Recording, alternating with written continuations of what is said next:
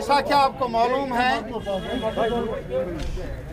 कि prime minister of India ने meeting रखी है 24 तारीख को 3 बजे दिल्ली में, और जम्मू कश्मीर के लीडरों को दावत दी है उसमें शिरकत के लिए।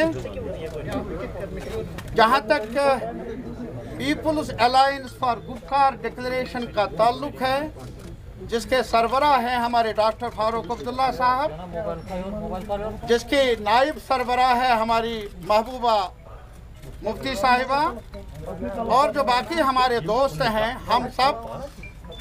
हमने आज मीटिंग बुलाई जिसमें हमने चर्चा किया उस दावत पर, उस मीटिंग के बारे में, और डॉक्टर साहब आपको ब्रीफ कर लेंगे, बताएंगे कि मीटिंग में हमने क्या राय कायम की।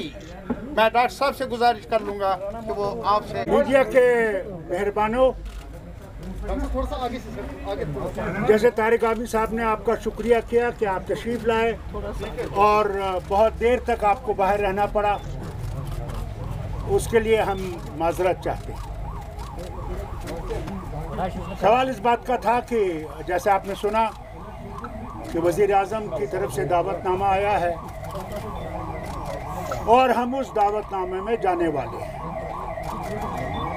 वहाँ पे हमें उम्मीद है कि हम अपने जो मौक़िफ़ है उसको वहाँ पे वज़ीर आज़म साहब और होम मिनिस्टर साहब के सामने रखें,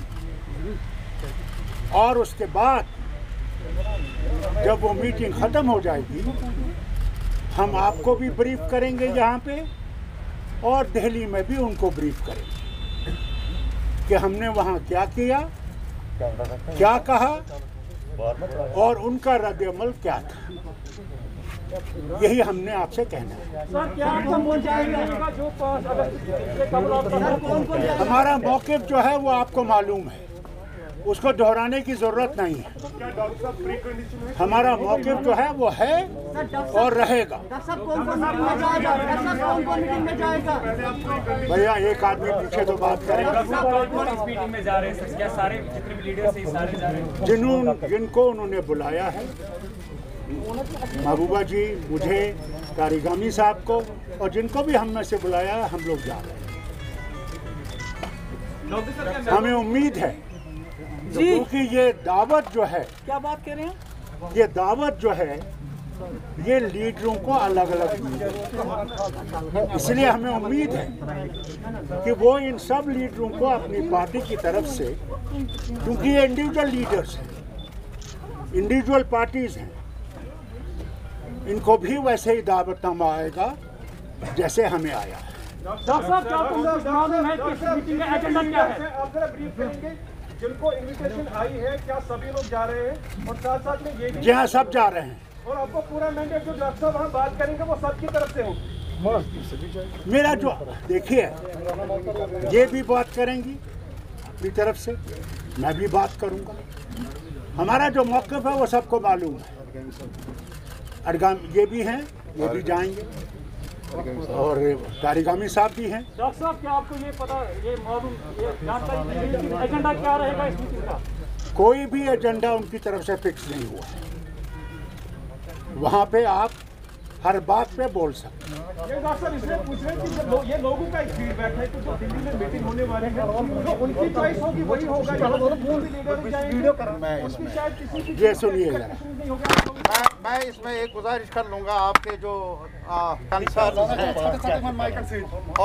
और बल्कि हमारे जम्मू कश्मीर और लद्दाख समेत लोगों के जो कंसर्न हैं, जो उम्मीदें हैं इस मीटिंग से और हमसे, हम आपको यकीन दिलाना चाहते हैं कि हम आसमान के तारे तो मांगेंगे नहीं, लेकिन वही मांगेंगे जो हमारा रहा है और हमारा ही रहना चाहिए।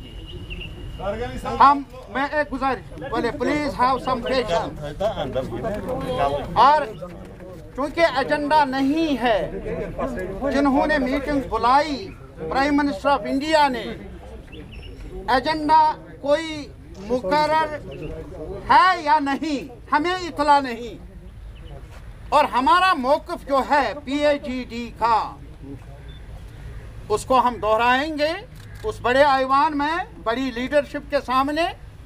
वो हमें मौका मिला है, हम अपने आवाम को यकीन दिलाना चाहते हैं। हम एक minute, please please please please please, not one way, please listen to us. हमें वहां जाना है अपने अवाम की वकालतनामा लेकर। हम वकालत कर लेंगे उस अदालत में जम्मू कश्मीर और लद्दाख के अवाम की तरफ से। वो वकालतनामा मिला है, आइन के अंदर जो हमें गारंटीज मिली हैं पहले से ही, हम उनके तहफ़्फ़ुज़ की खातिर अपील कर लेंगे प्राइम मिनिस्टर ऑफ इंडिया से कि वो रिकंसिडर कर ले। महबूबा जी, पहले पूछना चाहूँगा कि आप एक मिनट देखिए, हम डायलॉग के खिलाफ नहीं हैं। आप जानते हैं मुफ्ती साहब हर बात शुरुआत करते थे डायलॉग के साथ। वी आर नॉट अगेंस्ट, हम डायलॉग के खिलाफ नहीं हैं, पर हम ये ज़रूर चाहते थे कि कुछ कॉन्फिडेंस बिल्डिंग मेजर्स होने चाहिए। जैसे पूरे मुल्क के अंदर कोविड की वजह से जेल में जो कैदी थे उनको रिहा किया गया।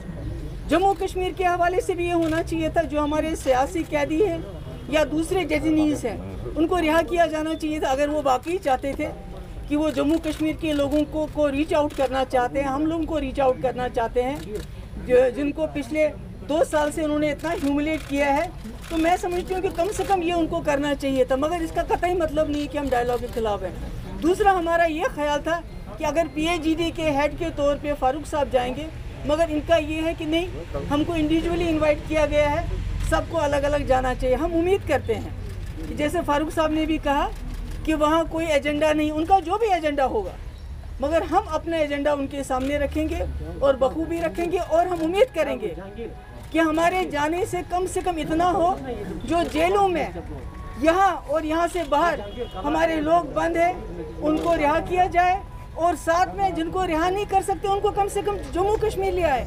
यहाँ गरीब लोग चंदा जमा करके साल में 1 या 2 बार अपने बच्चों से या अपने लोगों से मिलने जाते हैं। अगस्त 5 की डिसीजन के हवाले से क्या उम्मीदें हैं आपकी? जब आप दिल्ली मीटिंग में जाती, क्या उम्मीद?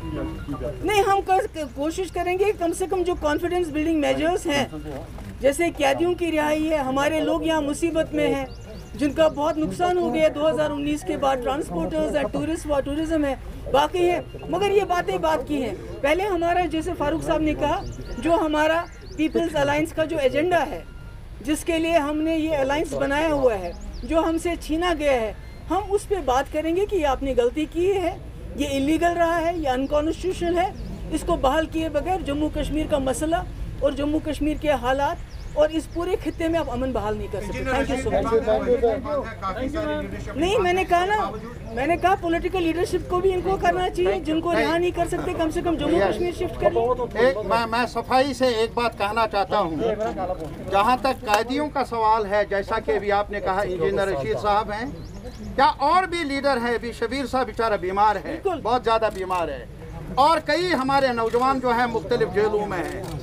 डॉक्टर साहब, हमारे पार्लियामेंट मेंबर मसूदी साहब, इन्होंने भी वकालत की है पार्लियामेंट के अंदर भी, लेकिन सुनवाई नहीं हुई। आज हमें एक और मौका मिला है, सबसे पहले ये कि ये गलतफहमी ना हो कि उनका एजेंडा क्या होगा। हम वहाँ उस एजेंडे पर दस्तखत करने के लिए नहीं जा रहे हैं, हम जा रहे हैं प्राइम मिनिस्टर ऑफ इंडिया की तरफ से कौन सी तजवीज़ है, अगर वो हमारे हक में होगी, जम्मू कश्मीर और लद्दाख के हक में होगी, हम हाँ करेंगे, अगर वो हक में नहीं होगी हम फरमाला ना कर लेंगे। इसमें कोई गलतफहमी नहीं होगी। लास्ट में मैं बताना चाह रहा हूँ, जैसे आप सब पूछना चाह रहे हैं, there can be no compromise on 370 and 35A। Thank you.